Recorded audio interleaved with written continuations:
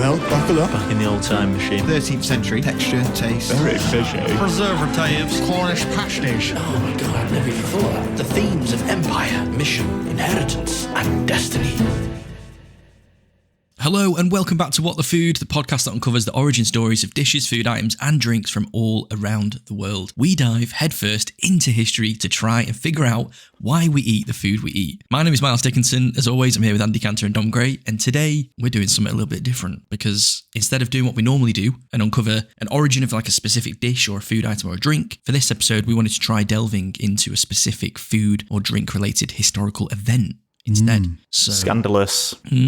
So it's something a little different. Let's uncork the bottle of history as we cover the story of the Austrian Wine Scandal.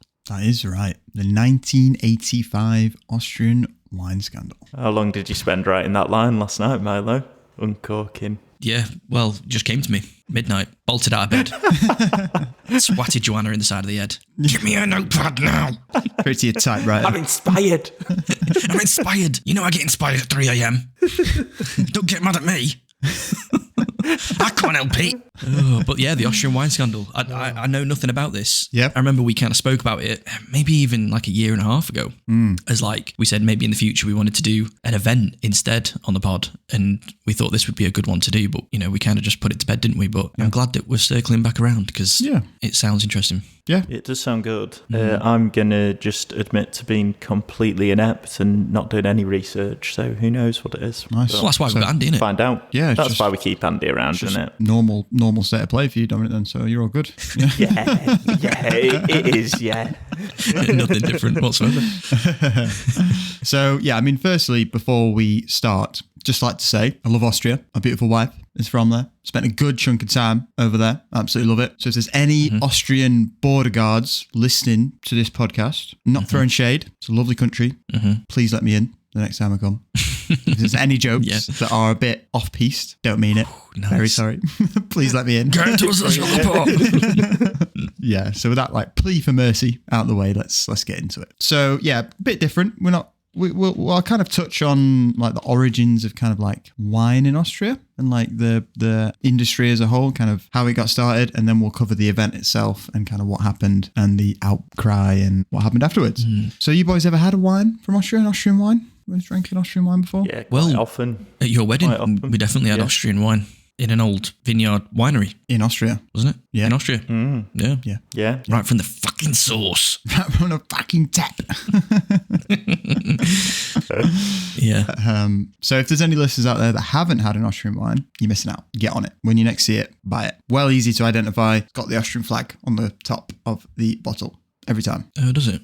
Yeah, every Austrian. Every single one. Every single one. Yeah. All you have to do, Oh, okay. if you can't, you should be able to read the label, it should say, but if you can't, just look at the top and it'll have the Austrian flag. Good wine. Good wine. So in terms of like Austria themselves, they've been producing wine for centuries, with the first findings of wine, like cultivation, dating back to the Celts and the Romans. So we're talking like 700 kind of BC. That sort of time. And the kind of main wine of the area, like the flagship wine, is the Grüne Veltliner, which covers around 37% of Austrian vineyards today. And Is that the grape variety? The grape variety, yeah.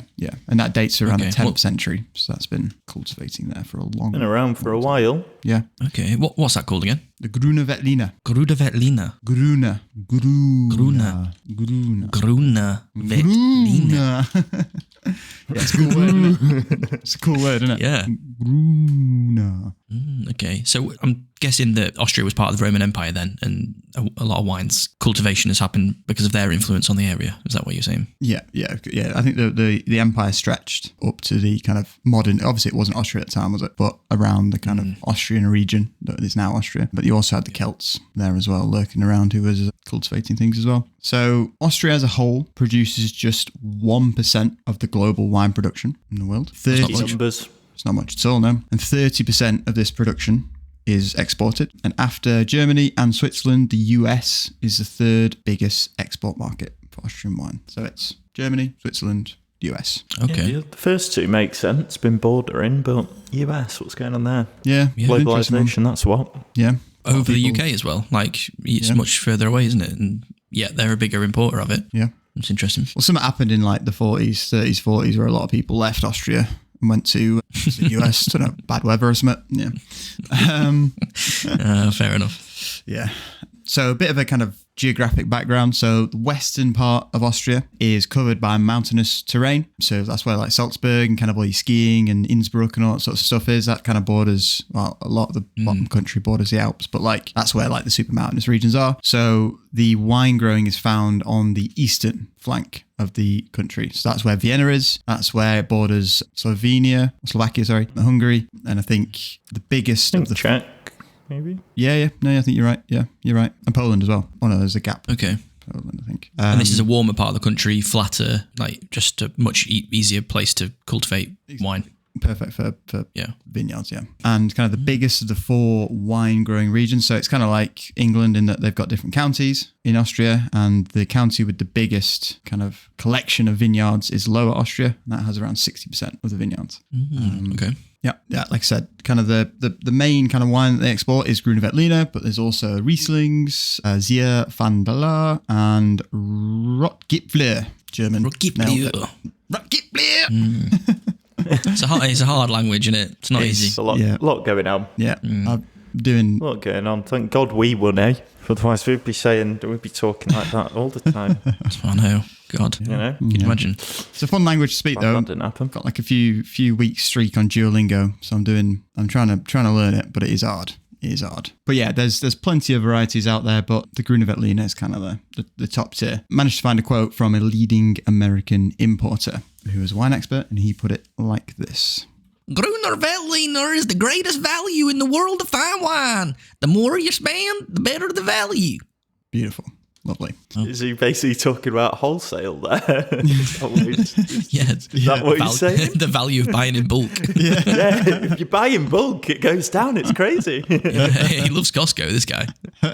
Yeah, loves that. So in terms of like total acres, we're talking around just over 110,000 acres in terms of wine growing area, and you're talking around 23,000 different wine growers in Austria itself. Nearly all of Austria's fine kind of wines are produced by small family wineries as well, which is pretty unique. And they're kind of nice. It's nice, isn't it? And the families themselves have been doing it for centuries. Artisans. I was going to say, with it being a small family run, you kind of got more control over the quality of the product, haven't you? Yeah. It's not being so mass produced. Exactly. Yeah. Feels like we might be wrong though if it ends in a scandal. Well, there is this looming word that's approaching the scandal. But on the face of it, sounds wholesome and lovely. Yeah. Yeah. Before it all goes tits up. Is there anything geographically with Austria that means it's good for growing wine, like the soil quality or anything like that? It is. So the eastern side of Austria, like I said, is super flat. The weather is really good for growing grapes. Like it's super hot in the summer and through the spring as well. I think it is also that area, that Lower Austria area, is located around like loads of like thermal spas as well. So like the soil will be of a higher quality. Nutrient rich. Mineral rich. Exactly. So there are various things that go into it. Yeah. In terms of like a split, we're talking around 63% of the vineyards are white wine, whereas the rest are kind of split between red wine, mainly red wine, but also some rosé as well. So it's white wine's their forte, really? Well, white wine, yeah, but red is catching up. Red is catching up though. Is it? Austrian red is becoming a bit more popular. You could say that they've got a case of historical white supremacy in Austria, is what you could say. Here we go. Wow, you've popped the lid off this one. I'm talking wine. Popped the lid. Oh my God. Look at him taking a sip of his water, cooling himself down after that hot speech. I've been waiting to get that one off my chest. It was good. It was good. Cheers. Thank you. These small family wineries, are they choosing either to do white wine or red wine, or do some of them have both? Some of them have both. Is it one or the other situation? Yeah, depending on how many acres they've got and what their family grew kind of previously, it's probably been passed down from generation to generation, right? But I think a lot of them nowadays are starting to kind of spread out and cover both. Like the Grüne Veltliner is obviously at the top, and then you've got the Zweigelt, which is the red grape. Yeah, that's kind of the next popular, and then you've got the Welsh Riesling, the Blaufränkisch, two more grapes there. Right. One of those being white, one of those being red. So, I mean, where you got married was right in the heart of this, wasn't it? I mean, like even the room that you got married in was like downstairs, and it had the big Grape press. presses. the big presser. Yeah. I mean, we were right there in the history of this kind of Austrian winemaking scene, weren't we? For that. We were. Yeah. So for the listeners, where we had the ceremony for the wedding, it had like 18th century grape presses in it that are all kind of manual. You had to like crank it down, and then it would then press the grapes together, squish them together. Yeah, big stone slab. Yeah. Yeah. Maybe see if we can find a picky. Yeah, that'd be cool. I've got some definitely. Keep an eye on our socials to see the grape presses from Andy's wedding. Yeah. This is where we find out that where you got married was like the epicenter of the scandal. Yeah. They were like the worst ones. Yeah. Those were the presses that were doing it. That's why the wedding was so cheap. They gave me a 75% discount. What the hell? I was wondering why it was so cheap. Just really want any business they could get. Yeah. Because their name's just completely tarnished. Yeah. Finishing up on just like the bit of the overview. So managed to find, again, another lovely quote that kind of really summarizes Austrian wines. And it's from famed wine critic Jane McQuitty. And she wrote this for The Times. The vibrant, aromatic, terrier-influenced white wines from this small landlocked country are increasingly sought after by adventurous wine drinkers, and to judge from the thousand bottles on show, it's easy to see why. There's a few issues with that. Firstly, he said terrier, like a dog. I was wondering that. I was like, is it the same region? Oh, right, yeah. Terroir. I've just skimmed. I've just skimmed right over that. Let's go with terrier. It's a bottle that You uncork it. right in your gullet. So what's that word? Terroir. Terroir. Terroir. And what's that? It's like a character that a wine gets through where the grapes are grown. Right. Okay. So it's like a proper, like, formal word for describing wine. Yeah, exactly. It's like the specific kind of notes and characteristics that grapes in certain regions get from being grown there. That makes sense. Right, okay. I'm glad we've covered that, because I'd probably at some point in my life go to some really posh wine place and be like, the fucking terrier's great. The terrier on this is... Do you guys agree? The terrier? You getting the terrier? You get notes of Jack Russell, Welsh Terrier. No, I'm getting the Yorkshire Terrier, and it's a short one. Yeah, I'm getting Patterdale, notes of Patterdale Terrier. Yeah, sure. It was a bit too much Patterdale on that for me. What's this? Short hair, long snout, hyperactive. Ugh, no. Oh, God. Okay. Glad we covered that one.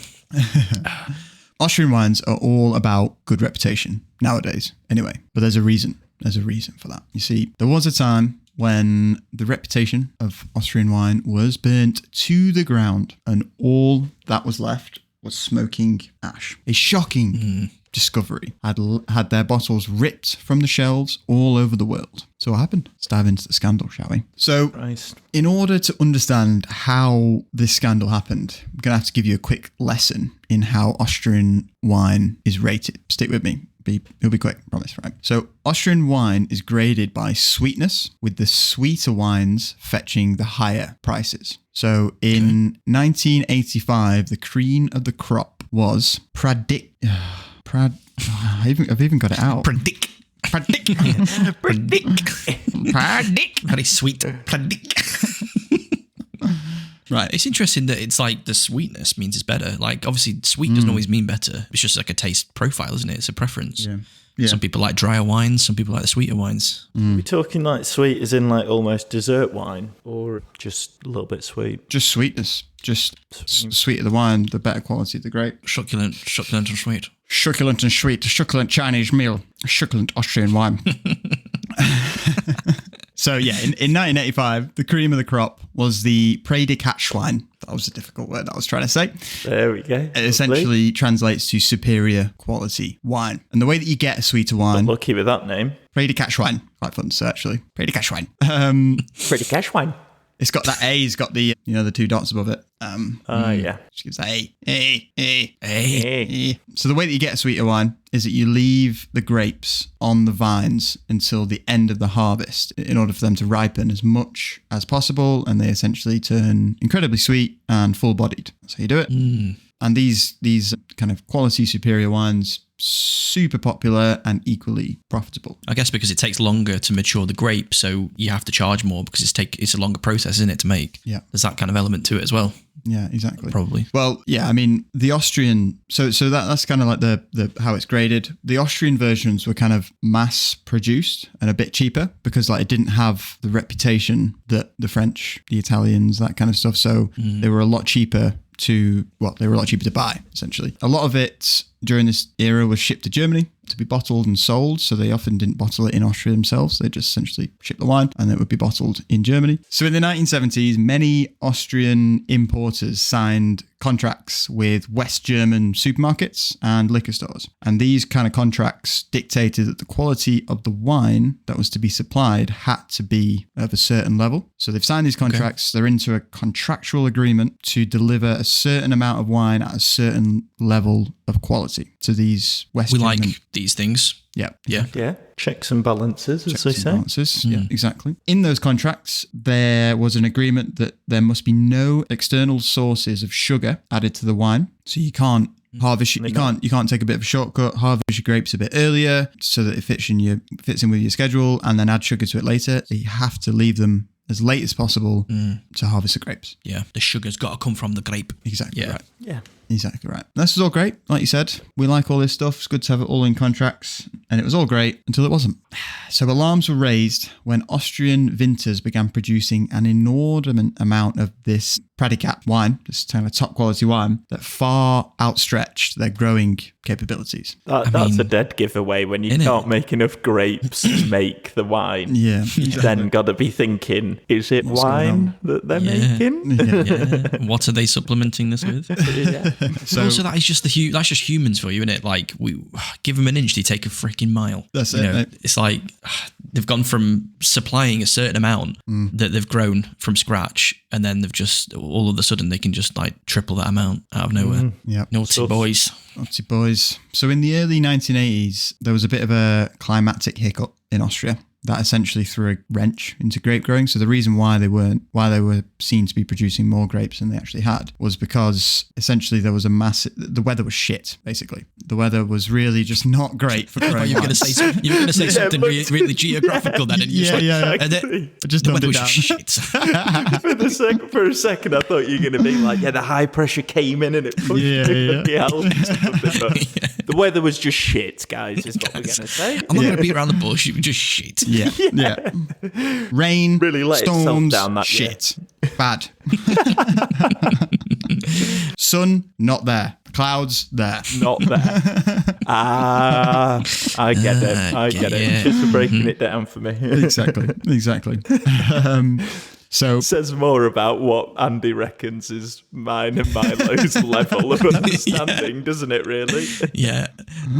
On a work call, he'd have gone to that effort. Yeah. But for us, he's just like, guys, the weather was just shit. Okay. Yeah. Come on. Just trust me. Just read the room in it. So because of this poor weather conditions due to the pressure in the environment, the grapes couldn't reach the ripeness needed to hit those designated quality levels that were signed into the contracts. And in 1982 in particular was a really bad year for growing wine in Austria. I mean, at the end of the day, you're just not supposed to make the wine if you can't make it. It's one of those annoying, difficult things, but you just can't. Where's the money coming from then, Milo? How do they stay afloat? Well, this is the problem with it being a family-run small business, because a big conglomerate that manufactures wine, they make enough profit that they can withstand difficult times. But small families, corporate shill. Well, no, I'm not. Capitalist I'm not advocating for that. Yeah, this big. No, yeah, you make a very fair point. You do a little bit more of economic resilience, as they say. Exactly. There you go, Andy. Look at my IQ. I can use big words like that. So next time you're describing the weather, you use big words too, please. Okay, brilliant. But we're at the will of Mother Nature. With a natural product like this. Yeah. You don't get good weather. You don't grow grapes. You don't get wine. This is it. It's as simple as that. Get over it. That's why I reckon you should always eat processed food and stuff like that. None of natural nonsense. That's why we all need to eat corn and food made in a lab, because just remove the variables, guys. Exactly. Take out the silliness. Take it out. We'll put protein in. We'll put vitamin substitutes in, and you'll be right. We don't need to wait for this silly sun to shine nonsense. I love how you were struggling to think of like things that we need to put in our body then when you went with vitamin substitutes. Well, I was trying to think of fake things that we need. Vitamin substitute. But as you can imagine, the Austrian importers and kind of exporters and winemakers were in a right panic because they realised that there wasn't enough quality wine being produced to meet their contracts. The wine was thin. What are we going to do? That's not fine. That's not Oh, no, fine. Graham. We're going to have a sober winter. The weather was shit. There's going to be no dancings on the tables this year. Yeah, the wine was thin and sour, which is not what you want from a wine. Sir. And it was a far cry from what the German market expected and what was agreed in the contracts. So, But hang about actually for a second. I've got an idea. I mean, instead of doing whatever I'm imagining they've done to create a scandal, if it's coming out sour, just be reactive, switch it up, like a lot of companies did in COVID. Change things. Become a vinegar manufacturer for a year. Just this 1 year, we're going to bring in all this new machinery, bottling capabilities. Just let it go sour. Make some vinegar. People sell it. Still, we're eating chips at this time. Yeah. Yeah, but think how much you get for a bottle of vinegar compared to a bottle of wine. And also, you're turning up to the supermarkets and you're like, oh, yeah. So they're like, oh, have you got your 10,000 bottles of wine? 9. But we have 9. 10,000 bottles of vinegar. Yeah. In fine bottles. Do you want to buy it, please? Really, please? Come on. Really? I don't know. I just think maybe there was another product right under their nose there that they kind of missed out on. But Well, they've not all got the entrepreneurial acumen that you have, Miles. And if you were boots on the ground during that time, you'd have been the vinegar tycoon of Vienna. Exactly. Oh, here comes the vinegar boy again. Hello, buy my vinegar, please. To be tart. Yeah. Just moldy ass wine. Yeah. Proper waste product. What they did do, though, is that they decided to take matters into their own hands and cheat their way to a better product. So your typical sweeteners weren't cutting it. You couldn't add your sugar and whatever else because these wines were tested and they'd be found. So they turned to something else. They turned to diethylene glycol. Oh yeah. That doesn't sound good. That sounds like a window washer or something, or like washing up liquid. Ethylene. What was it? Diethylene glycol. Well, ethylene, isn't that like alcohol or something? Or maybe I'm thinking of something else. But Just what you want in your wine. Yeah, more alcohol. extra strong sweet wine. No, but anyway, it doesn't sound good. That can't be right. No, that can't be right. So diethylene glycol, or DEG, it's never good when it's got letters like that. When, Gets the when dag they're in. bringing it. Gets it dag in. Little bit of dag. So dag is a chemical primarily used in antifreeze. Okay, so I wasn't too far with the window washer. Not only will it be sweet, it'll stop some freezing over in the cold winter.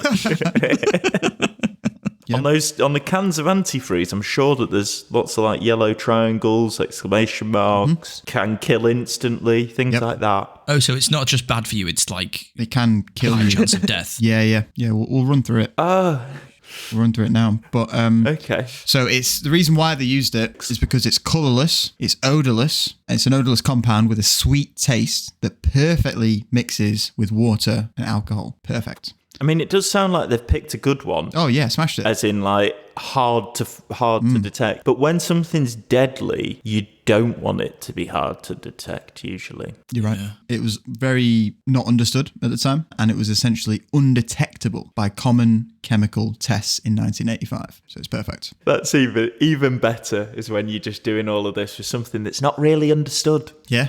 Yeah, we don't really get this thing. If you just twat it in a load of bottles of wine, you don't need to worry. Like, you don't really get it, but it'd be all right. Yeah, untested chemical on the human body. Yeah. So when DEG enters DEG, when DEG enters the body, it causes necrosis of the liver and damages neurons, making them unable unable to adequately carry electrical signals around the body. Commonly results in death or paralysis. Paralysis. Oh my God. So it's I like love how paralysis is higher up on your oh my God scale than death. Just skipped over the death bit and you were just like, paralysis, oh my God. No way. well, I don't know. It's hard work, paralysis. Oh, it's not, because you It's the literally opposite. don't have It's to do any well easy. work. It's no work, lad. It's well easy. You don't have to do anything. That is so dark. Oh my God. Yeah, so it's cutting off these electrical signals, which is the way your brain kind of tells your body to do stuff. So you've not got that ability anymore. No. That's awful. It's not great. Some would argue death is better than that. Yeah, some would.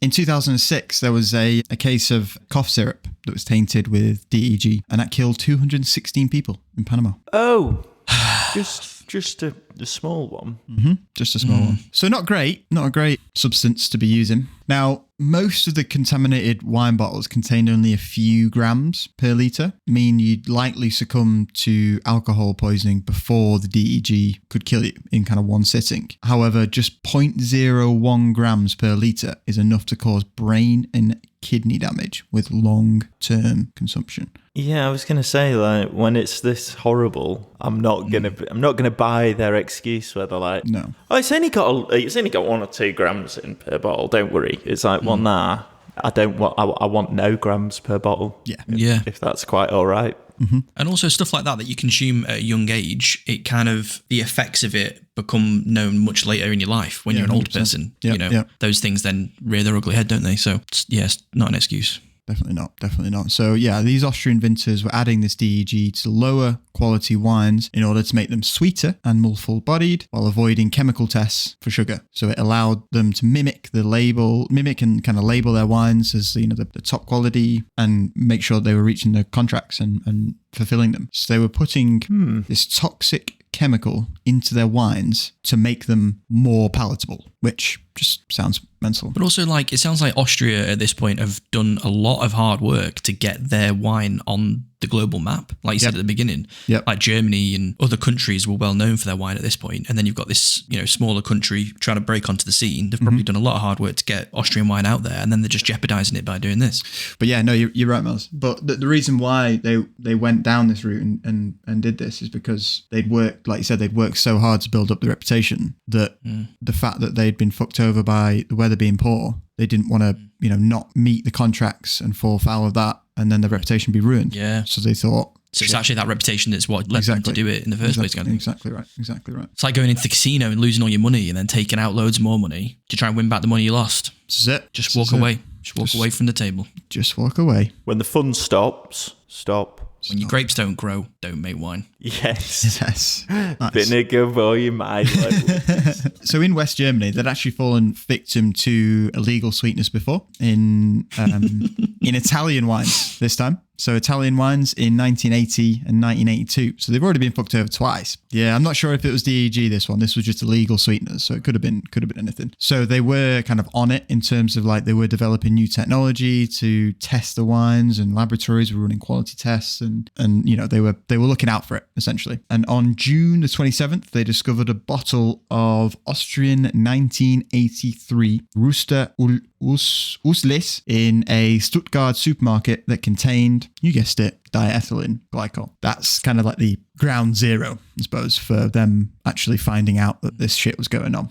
This is the occasion that exactly started all of this. Yeah, exactly. And naturally, they did further tests, and the further tests revealed further Austrian bottles laced with the chemicals, and outrage ensued, and shit started snowballing. I can imagine. Wow. Because you see one bottle, and your immediate question is how many more. Exactly. Obviously, they're done in batches, so you could probably safely assume that the other bottles within that batch have definitely got it. Yep. But then it opens the question of, well, if other batches have got it, then how many bottles are we talking about?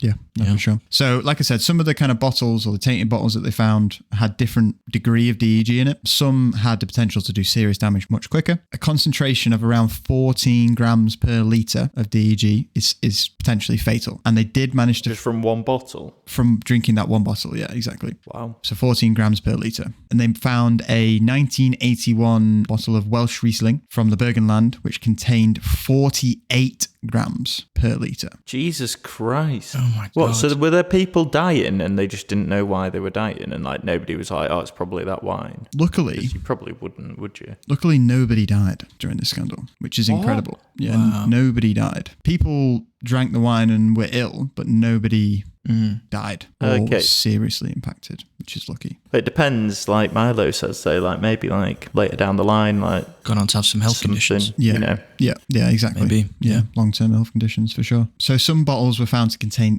like I said, nearly 500 times what is considered to be a harmful dose. Can you imagine if some of this wine is still on shelves somewhere? Like some... Yeah. Like, I've got a fine vintage. it's in some rich guy's cellar and he's like, I'm going to open that when my son turns 21. It just kills the whole family.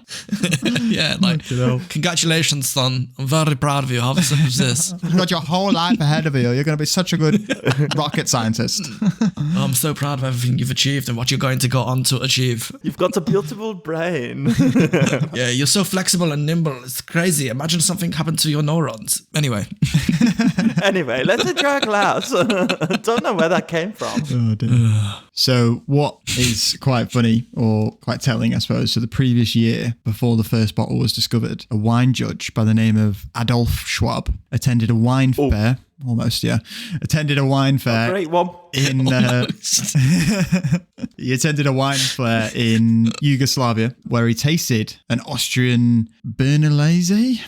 It's definitely not that. An Austrian wine. Bernalaus,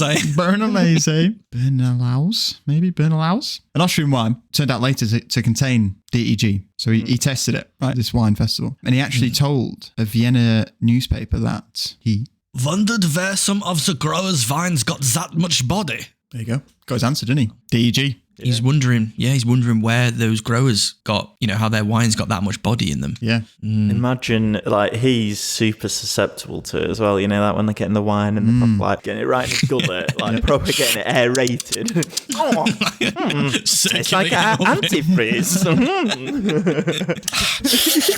Do you want to spit in the bucket? No, I'll swallow these. Yeah. Very nice here, but burns here. A lot of heartburn. I like it. Yeah, I like it. My fingers have stopped working too. Weird one. Weird one. Oh well. Oh well, let me try some more, please. Full body. Don't know where you got that. I want to be full-bodied after this. I want full body paralysis. Full body paralysis. Oh dear. Oh God. Terrible. We can joke like this because nobody died. Exactly. You know? Yeah, exactly. But that doesn't stop us normally, though.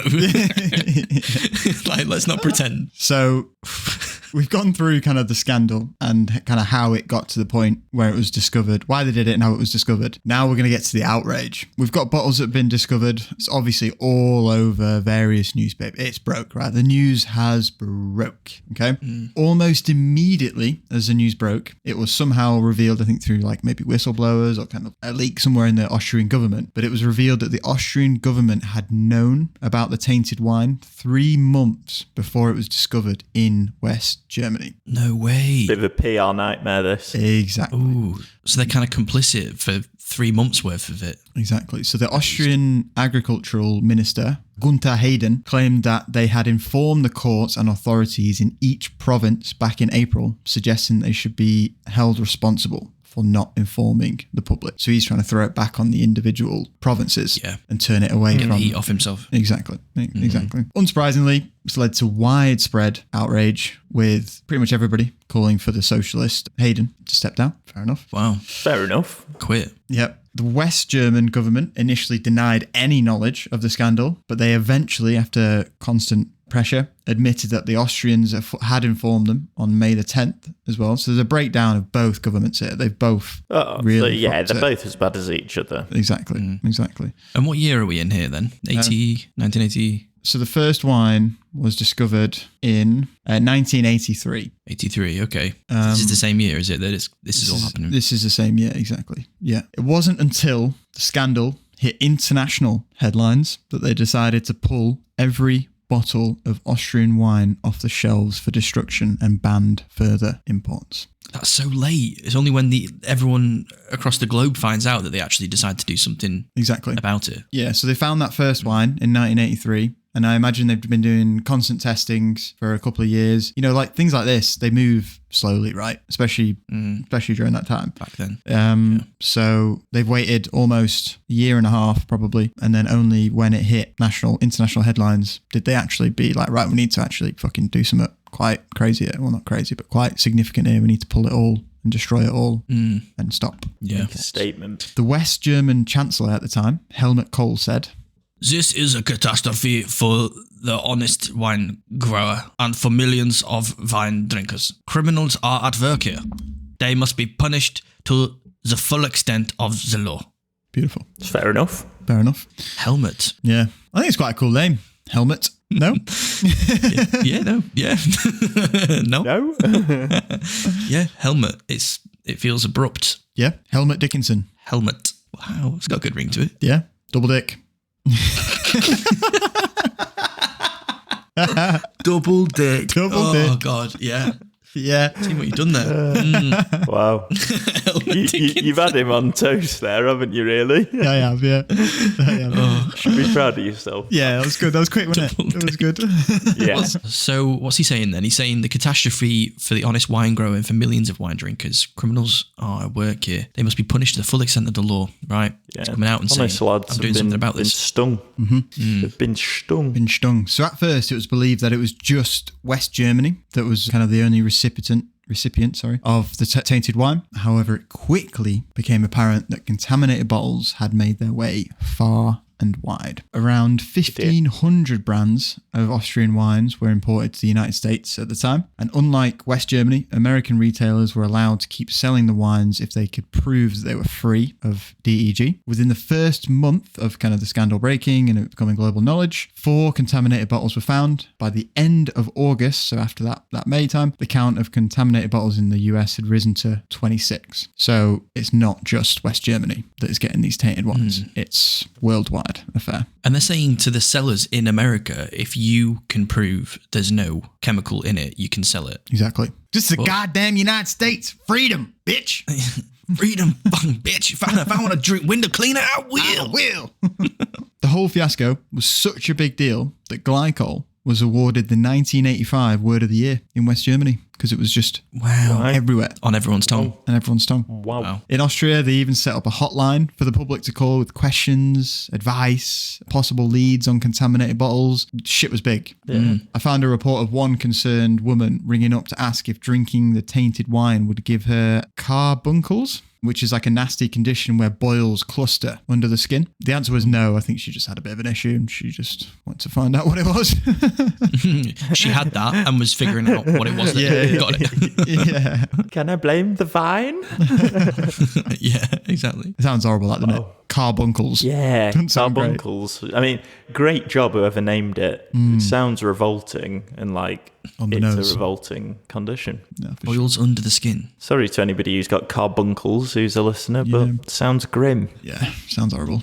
So yeah, shit is bad and it's on the forefront of everybody's mind in 1985. And naturally, humans do what they normally do when things get hot, is they try and cover their tracks. Anton Schmid, a winemaker in Austria, Lower Austria, dumped 4,000 gallons of his red wine into the town sewer, where the DEG promptly killed the microorganisms responsible for cleaning the waste. This meant untreated sewage flowed into streams. Trouts began to float belly up, dead, as most of the aquatic life within the streams did as well. It all died. He's had a fucking nightmare there, hasn't he? Yeah, Thought he was just going to brush it under the carpet. Yeah. Be like, we'll get rid of this. Nobody'll notice me just putting it down the sewer, will they? Exactly. And then just everything starts to die. And everybody's like, I wonder why this has happened. Yeah.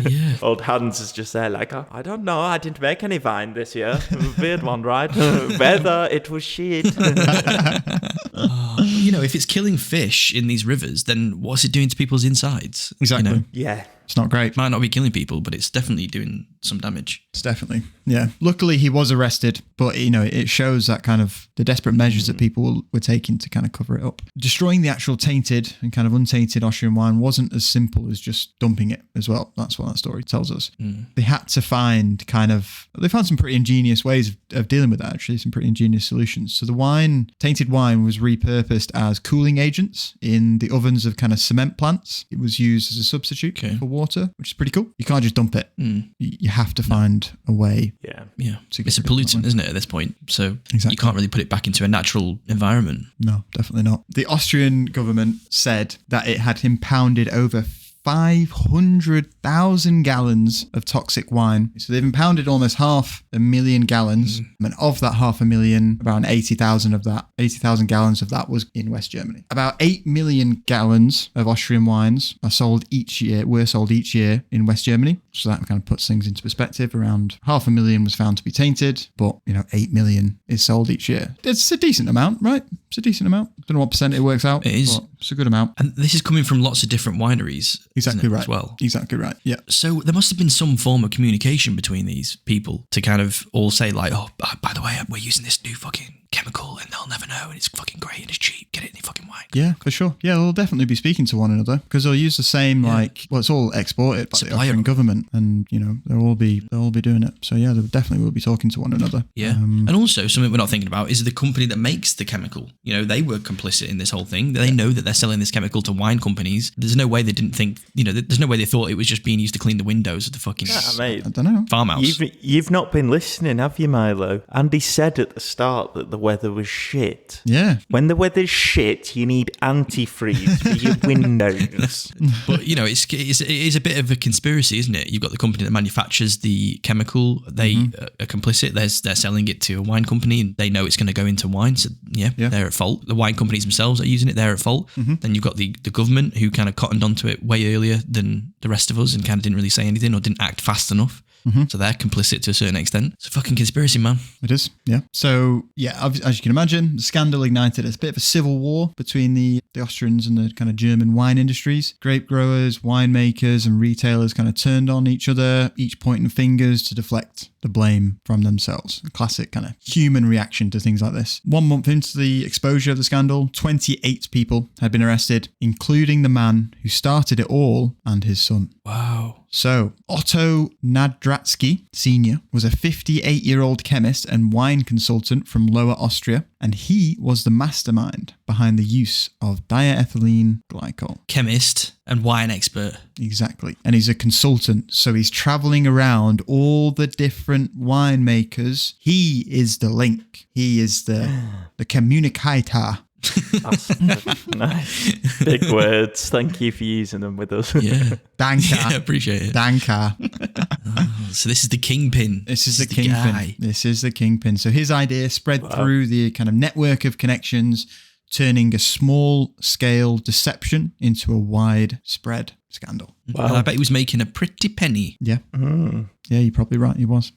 Of the kind of 30 suspects, so the 28 plus these guys that I ran through earlier, sentencing began kind of as early as October, with the first punishment being 1.5 years in prison for one of the winemakers. Not that much, that really. 1.5 years. I mean, Yeah, it's not much, is it? Good behaviour. obviously, I don't think they need life or anything, but 1.5 years. Yeah. It's funny as well because a lot of the offenders shot themselves in the foot because they claimed the cost of the diethylene glycol on their tax income returns. So there's literally a paper trail. They're trying to get the VAT off. Austrians love paperwork, mate. There's always a paper trail in Austria, and they always love filling out these fucking forms. On a more morbid note, though, one of the winemakers, Karl Grill, actually tragically took his own life after he received his own sentence. So not great. Not saying he didn't deserve to be sentenced. Yeah, not great. Didn't deserve to die. Didn't deserve to die. No, I'm not saying he deserved to die, but equally, he was shipping out product that could have killed people. Yeah. So, and was he that bothered? Evidently not, because he was taking his money and shipping it out. I'm not saying he deserved to die, so don't hate me, but... No. 10 years prison, massive fine. no fucking big kick in the bollocks. Yeah. It's the kind of justice that we're looking for. Anyway, tragic. Yeah, he's died. Make me the punishment minister of Austria. Nice. Get you on I'll it. sort it out. Get you on it. He's the most savage vinegar boy in the world. Your punishment is vinegar in the eyes. Vinegar in the eyes. Nah. 10 mils. Yeah. You get 10 flakes in each eye. Yeah. 10 flicks for shoplifting, 20 for aggravated assault, and you get drowned in a vat of vinegar if you kill someone. Harsh but fair and rather sour. Pickle him.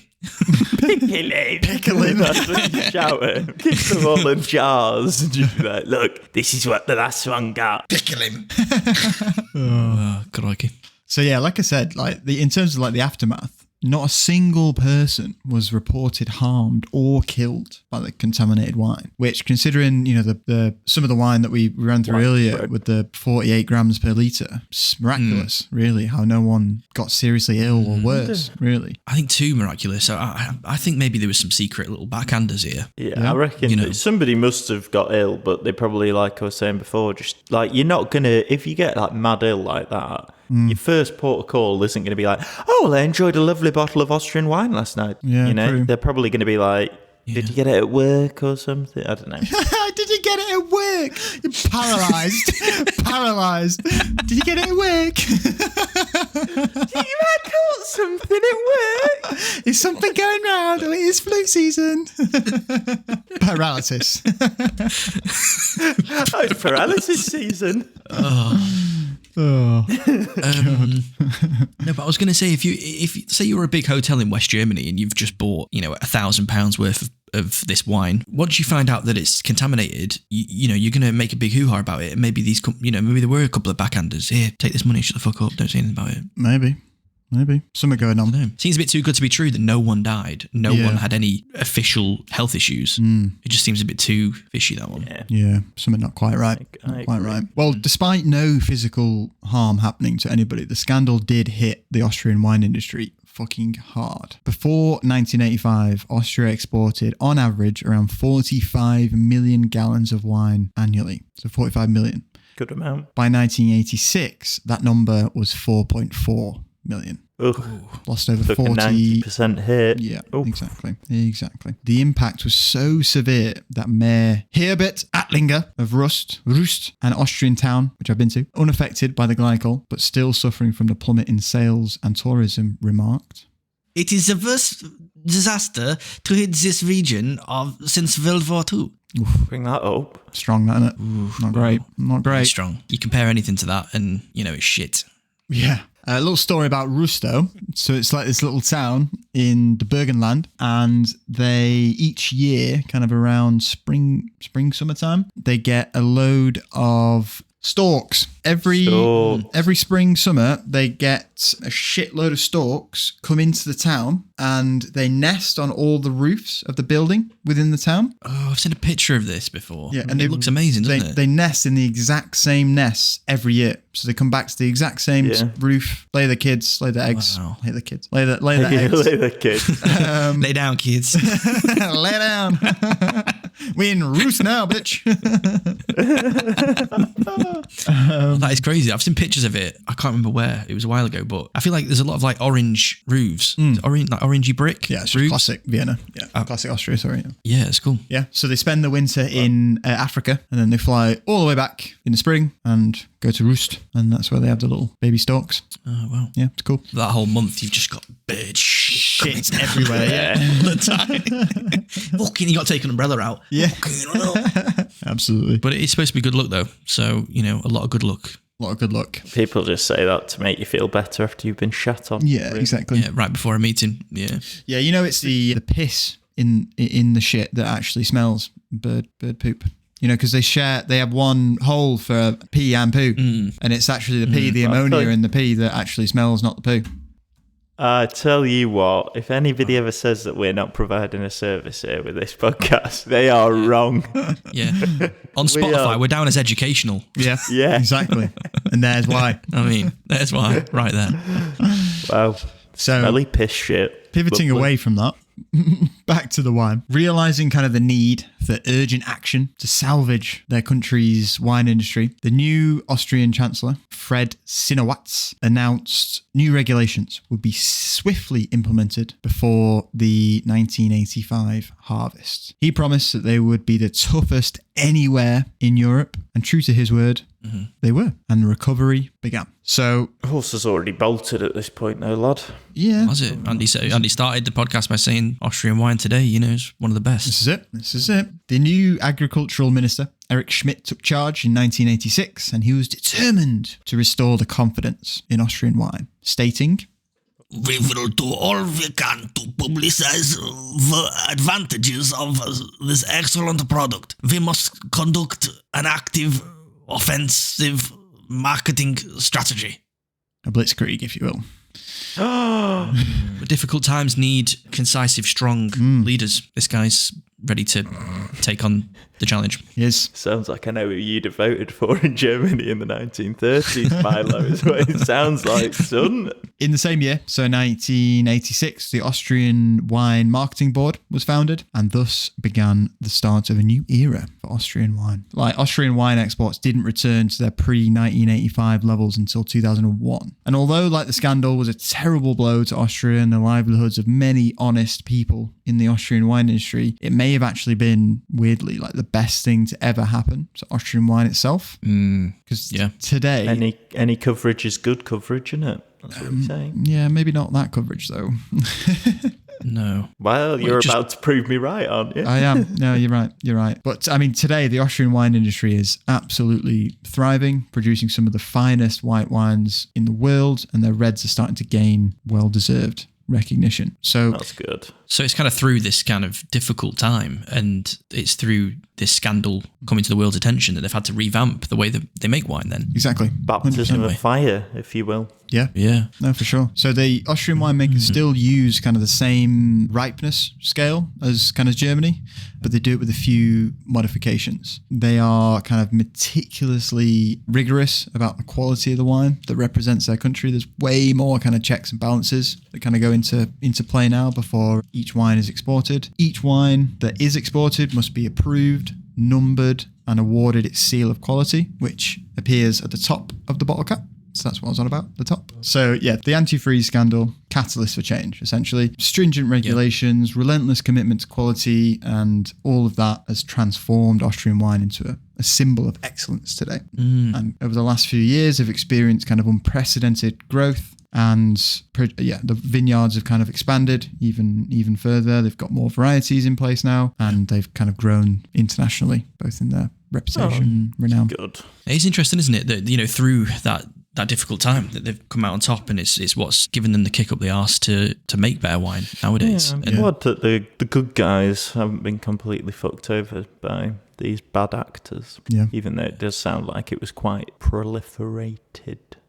Just make you think what other industries could do with a scandal at some point soon, so that we can have an overhaul and change the way we do things. I know, perfect. I managed to find a quote that kind of relates to that from a wine grower in Switzerland, and he made this statement on the whole scandal.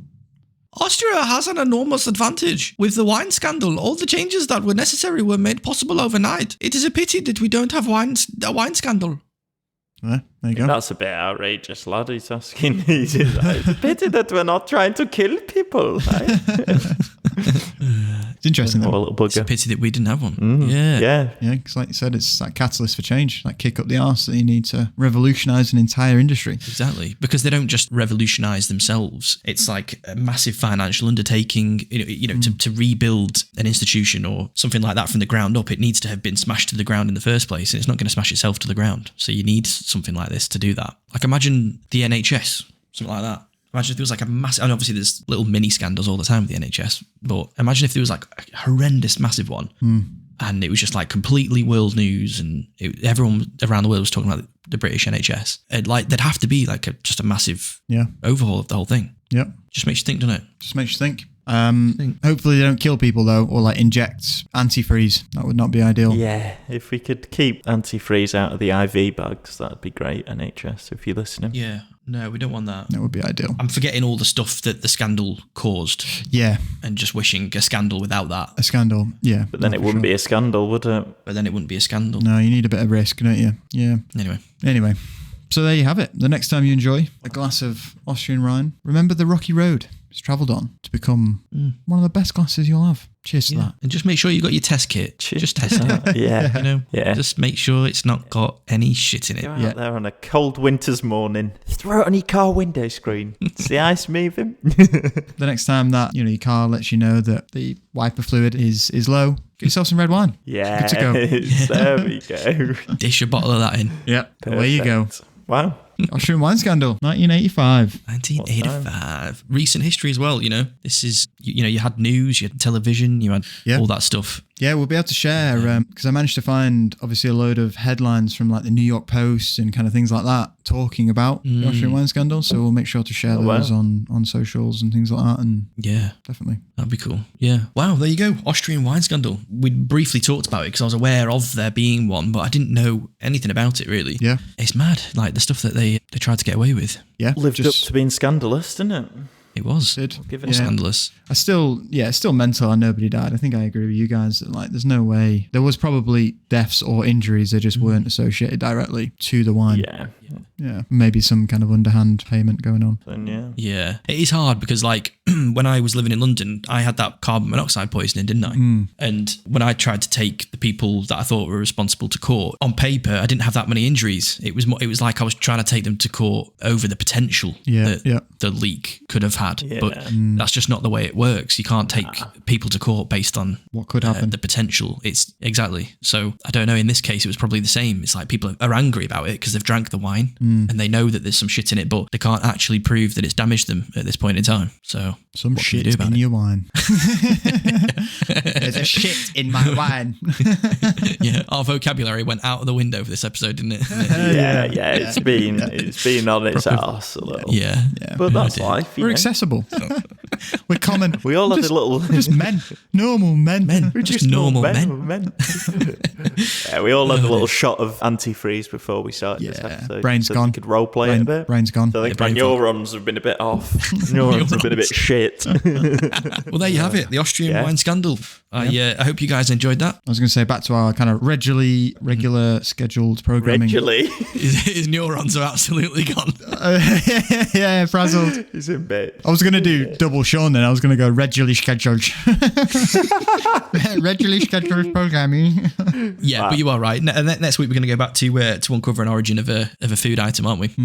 But yeah, we wanted to try and do an episode on an event rather than an actual dish. Yeah, let us know how you found it. Be interesting to know if you're interested in learning more about these types of scandals. There's plenty out there. We've obviously got the horse meat scandal as well we could dive into. Ooh. Plenty more. Or even just, it doesn't have to be a scandal, like even just like an event, that's centered around food as its kind of core topic, but an interesting event of some kind, some battle or something, or, just getting into the nitty gritty of an actual moment in time rather than covering a whole span of time of a dish's creation sort of thing. Yeah, the antifreeze is setting in there for Milo. Yeah. Don't forget to follow our social. I'll sign us off this week. Wrap this one up. But yeah, cool. Yeah, thank you for listening, guys. And yeah, make sure you follow us on socials. We're on Instagram, TikTok. We're posting social videos and different posts about things that we talk about on the show as well. So feel free to follow us on there. You could rate the podcast as well. That's a massive help. You can rate us on Spotify and Apple Podcasts or wherever else you listen to the podcast. Rating us helps us show up on other people's feeds. It spreads the good word and it's really, really helpful for us. Share it with a friend as well. That's probably the best thing you can do. If you do enjoy the podcast and you know of someone that you think might also enjoy it, if you can share it with them, that would be much appreciated. Do it. Cool. All right. Well, we'll see you in 2 weeks' time for the next episode. Ciao. See you guys. Bye. Auf Wiedersehen. Don't drink the wine.